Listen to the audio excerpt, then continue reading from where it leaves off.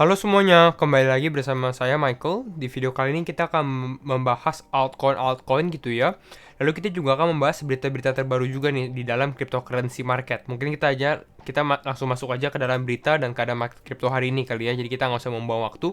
Nah, untuk yang pertama kita lihat Bitcoin ini sudah kembali lagi regain level Bitcoin ya, udah naik sekitar 43.000. Apakah ini tanda-tanda bullish? Sebenarnya kalau menurut saya belum.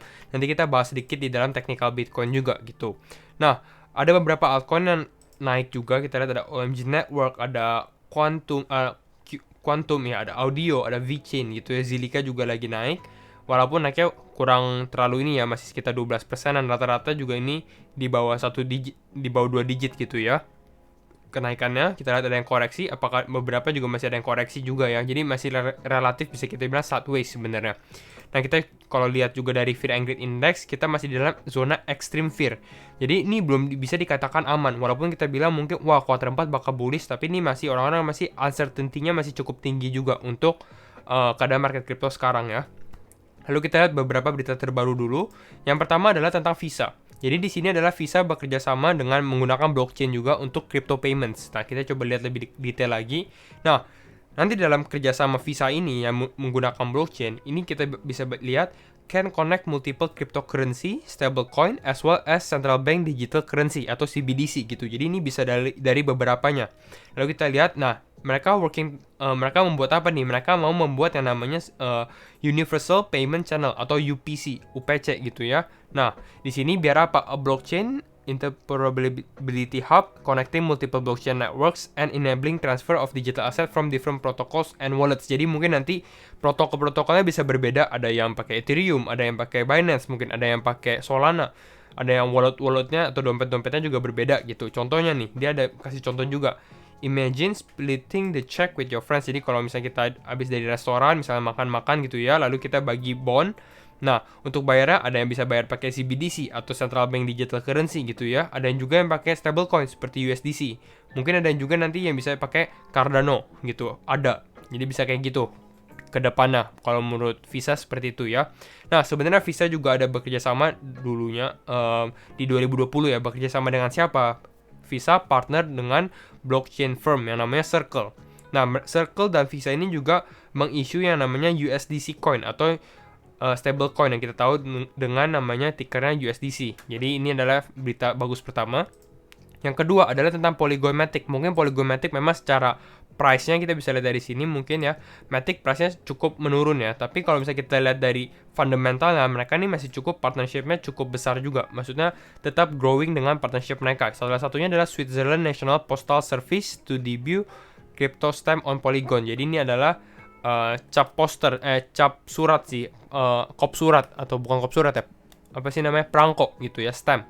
Nah, kita bisa baca the National Postal Service of Switzerland, jadi buat negara Swiss gitu ya, is working to bridge the gap between physical stamps and digital cryptocurrency industry. Jadi ini nanti akan pakai yang namanya juga NFT, jadi pakainya non fungible token istilahnya. Jadi ini digital namanya sendiri, jadi namanya akan jadi Swiss Crypto Stamp, bukan Swiss Stamp tapi Swiss Crypto Stamp, ada kriptonya gitu ya.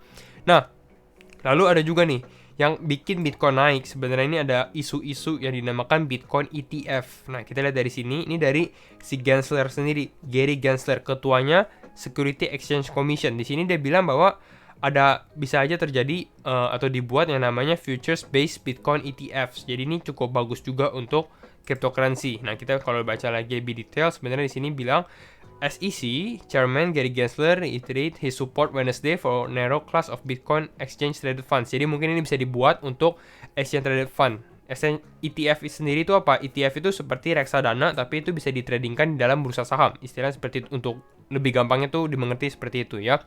Nah, jadi ini cukup menarik juga. Walaupun sebenarnya kenapa SEC ini mau bikin Bitcoin punya ETF? Itu kan cukup ada tanda tanya juga gitu ya. Kenapa sih SEC mau ini? Ini kan istilahnya bisa show support juga. Sebenarnya ini kalau menurut saya ini juga lebih untuk bisa mengkontrol Bitcoin juga sebenarnya dari SEC sendiri dengan adanya dia membuat ETF gitu. Makanya mungkin bakal dipertimbangkan. Nah, Lalu kalau kita lihat lagi di sini, none has been approved by the SEC. Jadi sebenarnya ini masih rumor gitu ya. But industry observes expect decisions as early as October. Jadi mungkin akan terjadi namanya ETF ini di bulan Oktober, mungkin bisa terjadi juga adanya Bitcoin ETF. Dan ini kalau misalnya terjadi, ini yang bisa membuat price Bitcoin atau harga Bitcoin juga naik gitu. Nah, lalu kita bahas altcoin satu lagi kali ya. Altcoin satu lagi yaitu adalah Terra. Terra blockchain, atau mungkin kalau kalian familiar dengan Luna ataupun UST gitu ya. Upgrades for cross-chain interoperability. Nah, di sini kita juga kemarin sempat bahas tentang Terra Luna. Nanti saya linkin video ini di deskripsi gitu tentang Terra Luna. Nah, upgrade-nya adalah yang namanya Columbus 5 upgrade. Jadi sendiri Terra Luna ini menjadi lebih bagus sih, kalau menurut saya fundamentalnya akan menjadi lebih strong juga dengan adanya dia upgrade Columbus 5 gini. Nanti kita bahas mungkin di video lainnya ya, lebih detailnya lagi. Nah, kita baca apa sih Columbus 5 upgrade ini. The Terra blockchain has completed Columbus 5, a hotly anticipated upgrade that is expected to make the system work more seamlessly with other cryptocurrency network. Jadi lebih bisa connect ke dalam network lain. Makanya kita bisa lihat namanya cross-chain.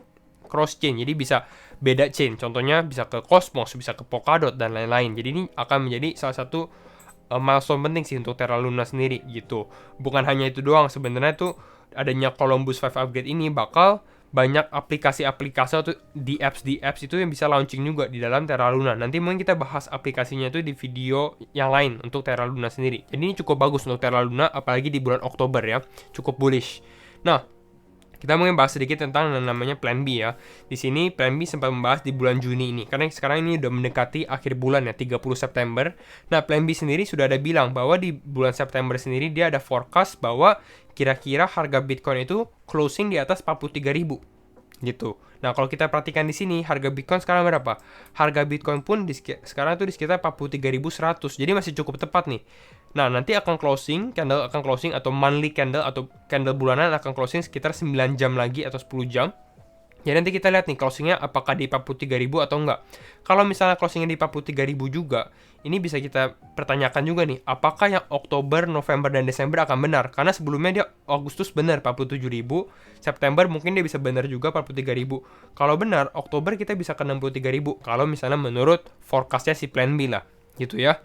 Nah, kita akan langsung review aja ke dalam Bitcoin. Sebelumnya di video kemarin, kalian bisa cek, nanti saya linkin juga di deskripsi video kemarin ya. Di sini kita membahas tentang skenario Bitcoin, di mana Bitcoin masih ada bisa potensi dia koreksi lagi ke bawah ke sekitar 36.000, 38.000. Kita nggak usah membahas hal itu lagi. Nah, sekarang kita lihat bullish skenario-nya. Kalau dia mau naik gimana gitu ya. Gimana sih caranya dia biar nggak ke bawah lagi? Ada beberapa cara. Yang pertama di sini kita lihat, ini kan dia membentuk symmetrical triangle yang kita buat ya. Dan ini pas kalau misalnya kita lihat dari candle 4 jam, kita bisa lihat di sini ada rejection yang sempat kita buat. Kita kemarin sempat bilang juga kan bahwa ini bakal naik, kemungkinan besar dia bakal naik, dan memang dia naik nih tanggal 30 September pagi ini dia naik, terus dia tes lagi di atas, tapi belum bisa berhasil breakout sebenarnya. Jadi ini masih menunggu apakah dia bisa breakout atau enggak. Walaupun misalnya dia berhasil breakout, itu another good sign atau itu suatu indikasi yang bagus, tapi masih ada beberapa resisten yang harus di break dulu sebelum kita bisa confirm kita bakal naik lagi. Kalau enggak, saya masih bisa lihat kita ada potensi ke bawah lagi, istilahnya seperti itu. Jadi masih bisa tes di sini kalau misalnya kita nggak berhasil breakout ya, fully breakout. Untuk volume sebenarnya sekarang masih sedikit kurang ya, tapi masih ada 9 jam lagi. Kita nanti mungkin lihatnya setelah candle closing aja. Nah, untuk yang pertama kita lihat dari ini. Tadi kita sudah membahas tentang pola symmetrical triangle. Yang kedua ini adalah di sini ada exponential moving average-nya. 20 dan 50 ini akan menjadi resisten yang krusial juga gitu. Lalu bukan hanya itu doang. Di sini kita ada tarik garis juga kan sebenarnya di sini yang pertama. Lalu di sini ada yang kedua. Nah, di sini kita bisa bikin ini adalah resistance line juga nih. Jadi Bitcoin harus bisa break ini gitu. Baru misalnya kalau misalnya dia bisa break 3 resistance ini, plus dia bisa break trend line dari head and shoulder yang sebelumnya kita sempat membahas di sekitar 45.800. Pokoknya kalau Bitcoin bisa naik, ini adalah satu indikasi positif, mungkin kita nggak akan turun lagi gitu ya. Nah, sebenarnya ini kita bisa tarik garis juga sih, mungkin seperti ini. Nah, kalau kita tarik garis seperti ini, mungkin kita bisa lihat nih, lebih jelas lagi. Pattern apa sekarang yang sedang kita buat? Patternnya sebenarnya bisa dinamakan falling wedge pattern juga gitu ya. Dan kalau misalnya kita nggak bisa breakout dari sini, bisa aja nih kita tes di sini, ke atas gitu ya, ke 44.000, terus kita turun dulu ke bawah, baru kita mencoba untuk breakout dari falling wedge pattern ini gitu. hampir sama seperti pattern sebelumnya, kira-kira seperti itu. Nah, sekarang yang akan kita bahas adalah altcoin. Kalau misalnya istilahnya Bitcoin turun ke 38.000, 36.000, kira-kira altcoin turun ke berapa gitu? Di mana harga kita bisa beli altcoin. Nah, di sini kita akan membahas nih level-level untuk buy zone-nya, istilahnya demand zone yang bisa kita perhatikan lah gitu ya. Kembali lagi ini disclaimer on, dan ini kalian harus do your own research juga. Ini hanya prediksi dan analisa saya gitu ya. Nah, kita mulai dari altcoin pertama mungkin ya. Cardano, ada USDT. Ada bagaimana? Kalau menurut saya, kalau dia turun ke bawah mungkin masih ada potensi dia turun sampai ke sekitar 1,7 dolar. Jadi ada penurunan sekitar berapa persen nih? Mungkin 15%, mungkin bisa lebih ya. Mungkin ada zone sih. Sebenarnya bukan hanya satu garis doang. Kita harus bikin seperti kotak. Kenapa? Karena ya bisa dibilang ya lebih bagus ini seperti zona, bukan satu garis atau satu level doang. Jadi bisa di 1,7 ini akan menjadi level krusial untuk Cardano.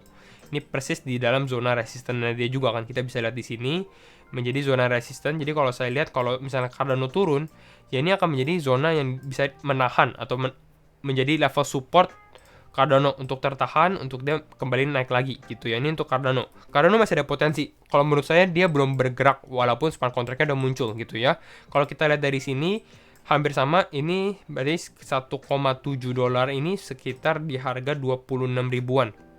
Itu ya 26 ribu, 25 ribu lah untuk di IDR. Kalau kalian yang mau tanya di IDR-nya bagaimana gitu. Nah, kita akan membahas juga Polkadot USDT. Kalau untuk Polkadot ada satu pattern bearish sebenarnya, ini cukup besar banget ya. Yang pertama ini head and shoulder sebenarnya ya.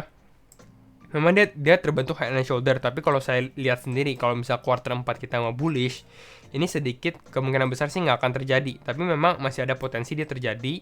Walaupun kalau quarter 4 terjadi ini Polkadot nggak mungkin lah, harusnya nggak mungkin dia turun lagi ke sekitar 14 dolar. Walaupun ini memang supportnya dia juga. Karena kalau dia turun, ini dari harga sekarang ini akan menjadi bearish skenario sih, turun sekitar 50% dari harga sekarang gitu. Tapi ini Polkadot masih cukup oke, karena sebenarnya di bulan Oktober atau November katanya sih si Gavin Wood itu ada mau launching tentang auctionnya Polkadot gitu. Nah, jadi ini akan menjadi salah satu indikasi positif juga untuk Polkadot. Jadi kalau misalnya kalian mau tanya beli Polkadot di berapa nih? Apakah sekarang oke? Sebenarnya harga sekarang masih oke, tapi kita lihat antisipasi kalau dia turun lagi ya. Kalau turun, Polkadot ini bisa ke sekitar mungkin di 22 dolaran. Kalau menurut saya ya. Tapi kalau kalian mau yang benar-benar, wah ini kalau pattern ini seperti ini bisa terjadi, ya kalian bisa lihat di sini nih. 14 dolar, walaupun kalau menurut saya agak susah, kecuali kita kembali ke bearish skenario lah kalau misal Polkadot mau turun lagi ke sini. Jadi kalau misalnya kita dari IDR sendiri, dari head and shoulder patternnya turun bisa ke 212.000. Ini mah hampir setara dengan kembali ke harga bulan Juni gitu. Jadi istilahnya gain kita ini kembali lagi ke awal. Berarti ini bisa dibilang lebih ke arah bearish skenario sih sebenarnya kalau seperti ini. Kalau menurut saya Polkadot ini masih ada support di sekitar level 325 ribuan. Ini akan menjadi level kita lah. Kalau kalian mau tanya beli Polkadot di berapa, 320 ribuan, 352 ribu ya. Ini pokoknya ya di level 350 ribu, 340 ribuan. Ini adalah levelnya, zonanya. Lalu kita membahas apa lagi ya? Kita bisa bahas FTM USDT, Phantom juga ada event kan di bulan Oktober, jadi mungkin ini menjadi salah satu indikasi positif. Walaupun kalau kalian tanya beli Phantom, kalau misalnya Bitcoin turun, Phantom ini bisa turun lagi ke dalam zona ini nih, zona sebelumnya, yaitu di sini, di sekitar 0,96 gitu ya. Mungkin dia bisa tes ke sini, atau mungkin turun sedikit dari level ini ya, mungkin ke sekitar 0,80an, 0,88. Ini masih menjadi akan menjadi level support yang cukup oke lah untuk Phantom sendiri untuk melanjutkan kenaikan lagi gitu. Berarti di sekitar 14 ribuan kalau untuk Phantom ya. Lalu kita bahas XRP kali ya. XRP sebenarnya sudah sempat kita bahas. Kalau untuk XRP mungkin levelnya itu di sekitar 0,76 sen gitu ya, 0,76 sen. Sebelumnya kita sempat bahas di video, ada videonya, nanti saya coba linknya juga di deskripsi, video tentang XRP. Di 0,76 sen akan menjadi level yang oke untuk kita menyerok XRP. Kalau misalnya kita turun lagi ya, kembali lagi inilah skenario dimana kalau kita turun lagi. Untuk Ripple ya di 10.500an. Lalu kita bisa bahas Luna. Tadi kita sempat bahas Luna juga. Luna USDT. Kalau untuk Luna mungkin kalau misalnya lihat seperti ini, Luna bisa turun ke sekitar 27 dolaran, 27 dolar ataupun di sini nih 23 sampai 25 dolar. Ini akan menjadi level juga untuk Luna sendiri ya, 25 dolar dan 27 dolar. Nah, ini untuk Luna kalau misalnya dia mengalami koreksi. Rata-rata sih sekitar 20% untuk altcoin. Kalau misalnya Bitcoin mengalami penurunan, rata-rata altcoin juga akan mengalami penurunan sekitar 20%. Nah, terakhir mungkin kita akan membahas Matic. Matic USDT bagaimana? Kalau untuk Matic hampir sama juga sih. Matic sebenarnya ya price actionnya atau analisa teknikal kurang begitu ini ya. Jadi kayak agak melempem gitu ya. Kalau untuk Matic, kalau dia mengalami penurunan bisa ke sekitar 0,87 sen. Sebelum mungkin dia akan turun dulu sebelum dia melanjutkan kenaikan lagi. V recovery kita bisa bilangnya seperti itu. Kalau Matic ya berarti di sekitar 13.700. Nah, kira-kira itu saja sih video untuk hari ini. Kita sudah sempat membahas beberapa altcoin. Semoga kalian suka, semoga kalian mendapat referensi juga gitu ya. Jangan lupa share videonya and see you in the next video. Bye bye.